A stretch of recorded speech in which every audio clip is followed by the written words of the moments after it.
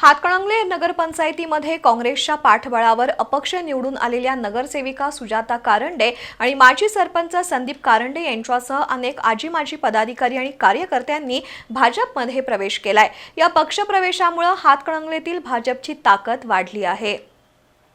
हातकणंगले नगरपंचायतीच्या अपक्ष नगरसेविका सुजाता कारंडे आणि माजी सरपंच संदीप कारंडे यांनी भाजपमध्ये प्रवेश केलाय। यावेळी आयोजित मेळाव्यात बोलताना आमदार राहुल आवाडे यांनी हातकणंगलेच्या सर्वांगीण विकासासाठी आवश्यक ती मदत करण्याची ग्वाही दिली।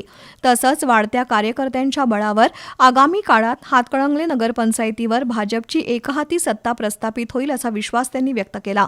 तर महायुती सरकारच्या विकास कामांचा उल्लेख करत 61 कोटी रुपयांच्या पाणीपुरवठा योजनेचं श्रेय सर्व घटकांनी सामायिकरित्या घ्यावं असं माजी आमदार सुरेश हळवणकर यांनी सांगितलं। विकास कामांचं श्रेय एकाच पक्षानं घेणं योग्य नसल्याचंही त्यांनी स्पष्ट केलं।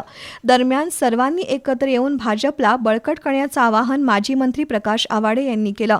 दरम्यान पक्षप्रवेशानंतर बोलताना संदीप कारंडे यांनी आगामी नगरपंचायत निवडणुकीत भाजपचे सर्व 17 सदस्य निवडून आणण्याचं लक्ष्य असल्याचं जाहीर केलं।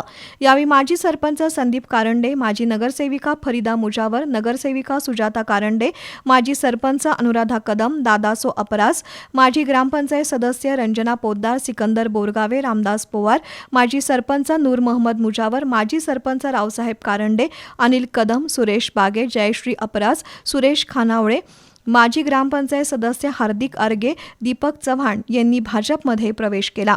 या मेळाव्यात बोलताना मित्र पक्षाला दुय्यम वागणूक मिळत असल्याची भावना काही कार्यकर्त्यांनी व्यक्त केली।